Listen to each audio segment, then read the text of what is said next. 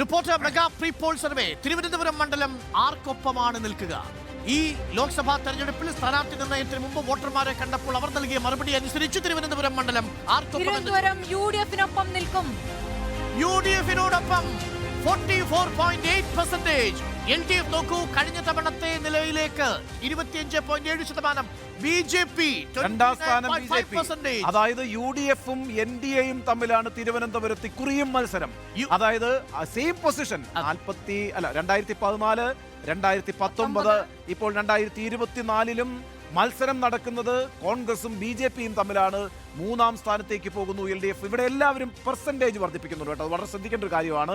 41% കഴിഞ്ഞ തവണ UDF-ന്റെ പെർസെൻറ്റേജ്, ശശി തരൂരിന്റെ പെർസെൻറ്റേജ്. അത് പ്രാവശ്യം 44.8 ഉയരുന്നു. 3% അഡ്വാൻറ്റേജ് UDF-നുണ്ടാകുന്നു, വളർച്ചയുണ്ടാകുന്നു. അതേപോലെ തന്നെയാണ് BJP-യും വളർച്ച കാണിക്കുന്നു. 31.30% കഴിഞ്ഞ തവണത്തെങ്കിൽ ഇപ്രാവശ്യം നമ്മുടെ പ്രതീക്ഷ നമ്മൾ കണക്കൂട്ടുന്നതനുസരിച്ച് കുറയുകയാണ്.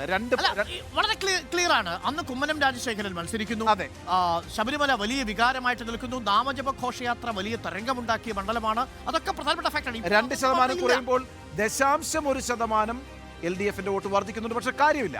അപ്പോഴും വ്യത്യാസം എത്രയാണെന്നറിയാവോ? 10% വ്യത്യാസം. ഈ രണ്ട് രീതിയിൽ നമുക്ക് വ്യാഖ്യാനിക്കാം. ഒന്ന്, സർക്കാരിനെതിരായിട്ടുള്ള ആന്റി ഇൻകംബൻസി ശക്തമായിട്ട് ശശി തരൂരിന് അനുകൂലമായി വോട്ടായി മാറി. നമ്പർ 2, ശശി തരൂർ എന്ന് പറയുന്ന സ്ഥാനാർത്ഥിയെ മാത്രമേ ഈ പ്രതികരണം നടത്തുന്ന സമയത്ത് വോട്ടർമാർക്ക് അറിയുള്ളൂ. ശശി തരൂരിനെതിരെ വിരുദ്ധ വികാരമില്ല. ശശി തരൂരിന് അനുകൂലമായിട്ടുള്ളൊരു റെസ്പോൺസ് എന്ന രീതിയിലാണ് ഞാൻ ഇതിനെ കാണുന്നത്. പക്ഷേ ശശി തരൂരാണ് the best available candidate for UDF.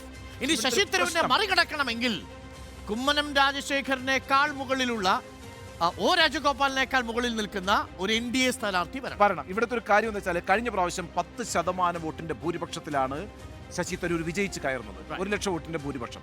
കഴിഞ്ഞ പ്രാവശ്യം 41% ശശി തരൂര്, കുമ്മനം രാജശേഖരൻ 33%. വ്യത്യാസം 10%. ഇക്കുറി അങ്ങനെയല്ല, 14% വ്യത്യാസം. രണ്ടാം സ്ഥാനക്കാരനുമായി അതിനുള്ള റീസൺ എന്ന് പറഞ്ഞാൽ ശശി തരൂരിനെതിരെ കുമ്മനം രാജശേഖരൻ വരുമെന്നുള്ളത് തെരഞ്ഞെടുപ്പ് അനൗൺസ് ചെയ്യുന്നതിന് മുൻപ് തന്നെ വ്യക്തമായിരുന്നു. കുമ്മനം അവിടെ കേന്ദ്രീകരിച്ച് അല്ലെങ്കിൽ അവിടെയുള്ള വേദികളിൽ ഒക്കെ സജീവമായി കാണാമായിരുന്നു. പക്ഷേ ഇക്കുറി തിരുവനന്തപുരത്ത് ആരും ഇതുവരെ സജീവമായി പ്രചാരണത്തിൽ ഇറങ്ങിയിട്ടില്ല. കേന്ദ്രമന്ത്രി രാജീവ് ചന്ദ്രശേഖർ ഇറങ്ങുമെന്ന് കേൾക്കുന്നു. ഇന്നിതാ ശോഭനയുടെ പേര് വരുന്നു. അപ്പോൾ ആളുകൾക്ക് ഒരു ആശയക്കുഴപ്പമുണ്ട്. ശശി തരൂർ എന്ന് പറയുന്നത് മാത്രമാണ് അവർക്കറിയാവുന്ന ഉറച്ച പേര് ഈ സർവേ നടക്കുന്ന കാലയളവിൽ. അതായത് പ്രധാനമന്ത്രിയോടൊപ്പം നിൽക്കുന്ന ഒരു കാൻഡിഡേറ്റ്, ഞാൻ ഇപ്പോഴും പറയുന്നു, ജയശങ്കറാണ് വരുന്നതെങ്കിൽ, അതല്ല നിർമ്മലാ സീതാരാമനാണ് മത്സരിക്കുന്നതെങ്കിൽ ചിത്രം വ്യത്യസ്തമാവും. അല്ല, പക്ഷെ വേറൊരു കാര്യമുള്ളതറിയോ? 14% മാർജിൻ എന്ന് പറയുന്നത് ഹ്യൂജ് ആണെന്ന് തന്നെ ഞാൻ കരുതുന്നു. 14%, 24% സ്ഥാനാർത്ഥിയുടെ വ്യക്തിത്വത്തിന് തിരുവനന്തപുരം. അതുണ്ട്. പിന്നെ നമുക്ക് ഊഹിക്കാവുന്ന ഒരു സാഹചര്യമുണ്ട്. എന്തുകൊണ്ട് നരേന്ദ്രമോദി വരുന്നില്ല? എന്തുകൊണ്ട് നിർമ്മലാ സീതാരാമൻ വരുന്നില്ല? എന്തുകൊണ്ട് ജയശങ്കർ വരുന്നില്ല? ഇന്ത്യ മുന്നണി ഒറ്റക്കെട്ടാകും. അതുകൊണ്ട് വലിയൊരു സ്ഥാനാർത്ഥി ഞാൻ പ്രതീക്ഷിക്കുന്നത്. പക്ഷേ രാജീവ് ചന്ദ്രശേഖർ കരുത്തരായ സ്ഥാനാർത്ഥിയാണ്. നിശ്ചയമായും രാജീവ് ചന്ദ്രശേഖർ വന്നാൽ ഈ 14% എന്ന് പറയുന്ന ഗ്യാപ്പ് ഓടിത്തീർക്കാൻ അത്ര എളുപ്പമാണെന്ന് ഞാൻ വിചാരിക്കുന്നില്ല. ശശി തരൂരിന് വളരെ ക്ലിയർ അഡ്വാൻറ്റേജ് ഉള്ളൊരു മണ്ഡലമായി തീരുന്നു. നമുക്കൊപ്പം ഉള്ളതാരാണ്? ശ്രീജിത്ത് ചേരുന്നുണ്ട്. Very good evening. അപ്പോൾ 2019 മറ്റു ചില സാധ്യതകൾ കൂടി മുന്നിൽ കണ്ടുകൊണ്ട് ആവർത്തിക്കുമെന്നതാണ് നമ്മൾ മനസ്സിലാക്കുന്നത്. അവിടെ ശശി തരൂർ കുറച്ചുകൂടി നില മെച്ചപ്പെടുത്തും. 14% വ്യത്യാസം NDA-യും UDF-ഉം തമ്മിൽ ഉണ്ടാകുമെന്നതാണ് നമ്മുടെ പ്രീപോൾ സർവേ പറയുന്നത്. ഇപ്പോൾ സ്ഥാനാർത്ഥി നിർണയം വരെ മണ്ഡലത്തിന്റെ മനസ്സ് അങ്ങനെ തന്നെയായിരുന്നു.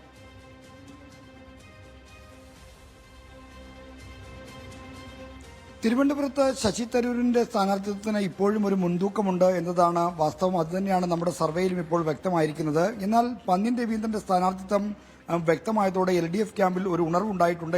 LDF ക്യാമ്പിൽ നല്ല ആത്മവിശ്വാസം ഉണ്ടായിട്ടുണ്ട് എന്നതും ഒരു ഘടകമാണ്. ഫെബ്രുവരി 8 മുമ്പ് നമ്മൾ പൂർത്തിയാക്കിയ സർവേയുടെ ഫലമാണല്ലോ ഇപ്പോൾ പുറത്തുവിട്ടിരിക്കുന്നത്. അതുകൊണ്ട് തന്നെ ഇതിന് ശേഷമുണ്ടായ മാറ്റങ്ങൾ, പ്രത്യേകിച്ചും LDF സ്ഥാനാർത്ഥിയെ സംബന്ധിച്ചൊരു വ്യക്തത കൂടി വരുമ്പോൾ കുറച്ചുകൂടി മാറ്റങ്ങൾ വന്നേക്കാം എന്നാണ് എനിക്ക് തോന്നുന്നത്. മാത്രമല്ല, കഴിഞ്ഞ തവണ 41.6% വോട്ട് ശതമാനമാണ് തരൂർ നേടിയത്. BJP-യുടെ വോട്ട് ശതമാനം 31.3%. LDFന്റെ 25.6% സി ദിവാകരൻ കരസ്ഥമാക്കി 3ാം സ്ഥാനത്ത് കരസ്ഥമാക്കിയ വോട്ട്. അപ്പോൾ തന്നെ ഏതാണ്ട് 16-17% വോട്ട് വ്യത്യാസം LDFനും UDFനും ഇടയിൽ ഉണ്ടായിരുന്നു. ഇനി ഈ സർവേയുടെ ഫലവും ഏതാണ്ട് അതിനടുത്തുള്ളൊരു സംഖ്യയിലേക്ക് തന്നെയാണ് കാര്യങ്ങളെ എത്തിക്കുന്നത്. എങ്കിലും പന്നിൻ രവീന്ദ്രൻ സ്ഥാനാർത്ഥിത്തോടെ LDF ക്യാമ്പിലും പ്രത്യേകിച്ചും CPM കേന്ദ്രങ്ങൾ വലിയ ആത്മവിശ്വാസത്തോടെയാണ് പന്നിൻ രവീന്ദ്രൻ സ്ഥാനാർത്ഥിത്വത്തെ കാണുന്നത്. അത് LDFന്റെ നിലയിൽ മെച്ചമുണ്ടാക്കും, മാറ്റമുണ്ടാക്കുമെന്ന് ഞാൻ കരുതുന്നു. മാത്രമല്ല അത്തരമൊരു സ്ഥിതി വരുമ്പോൾ കുറച്ചുകൂടി വോട്ടിന്റെ കാര്യങ്ങൾ മാറ്റം വരാം. എന്നാൽ രാജീവ് ചന്ദ്രശേഖരനെ പോലെയോ അല്ലെങ്കിൽ ദേശീയ മുഖങ്ങൾ ആരെങ്കിലുമാണ് ഇവിടെ വരുന്നതെങ്കിൽ BJP കഴിഞ്ഞ തവണ കുമ്മനം കരസ്ഥമാക്കി അത്രയും ഒരു വോട്ട് കരസ്ഥമാക്കാനുള്ള സാധ്യത കാണുന്നില്ല. ഒരൊറ്റ ചോദ്യം മാത്രം ശ്രീജിത്ത്. കഴിഞ്ഞ തവണ 2019 BJPയും കോൺഗ്രസും തമ്മിലായിരുന്നു മത്സരം. ശ്രീജിത്ത് കരുതുന്നുണ്ടോ ഇക്കുറിയും BJPയും കോൺഗ്രസും തമ്മിലായിരിക്കും മത്സരമെന്ന്?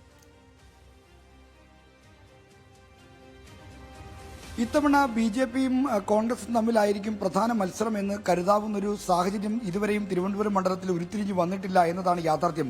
സാധാരണ കാർഡടച്ചുള്ള പ്രചാരണത്തിലൂടെ നേരത്തെ സ്ഥാനാർത്ഥിയെ പ്രഖ്യാപിച്ചുകൊണ്ടൊക്കെ BJP രംഗത്ത് വരുന്നെങ്കിൽ ഇപ്പോൾ BJP വലിയ തോതിലുള്ള സന്നാഹങ്ങൾ അവർക്ക് ഇവിടെ ഉണ്ടെങ്കിലും അത്തരമൊരു രാഷ്ട്രീയ മത്സരത്തിലേക്ക് ഇതുവരെയും കാൽവെച്ചിട്ടില്ല എന്നും വേണം മനസ്സിലാക്കാൻ. ഇനിയിപ്പോൾ 27-ാം തീയതി പ്രധാനമന്ത്രി നരേന്ദ്രമോദി തിരുവനന്തപുരത്ത് വരികയാണ്. അദ്ദേഹത്തിന് റോഡ് ഷോ അടക്കമുള്ള കാര്യങ്ങൾ ഉണ്ടാകുമെന്ന് പ്രതീക്ഷിക്കുന്നു. ഇതോടുകൂടി BJP ഒരു മത്സര ചിത്രത്തിലേക്ക് വരും. അങ്ങനെയെങ്കിൽ ഒരു ശക്തമായ ത്രികോണ മത്സരം, ഇത്തവണയും BJPയും കോൺഗ്രസും തമ്മിലുള്ള മത്സരമായിരിക്കില്ല, മറിച്ചൊരു ത്രികോണ മത്സരത്തിൽ കളമൊരുങ്ങും എന്ന പ്രതീക്ഷയാണ് ഈ സാഹചര്യത്തിൽ എന്ന വിലയിരുത്തലാണ് എനിക്കുള്ളത്.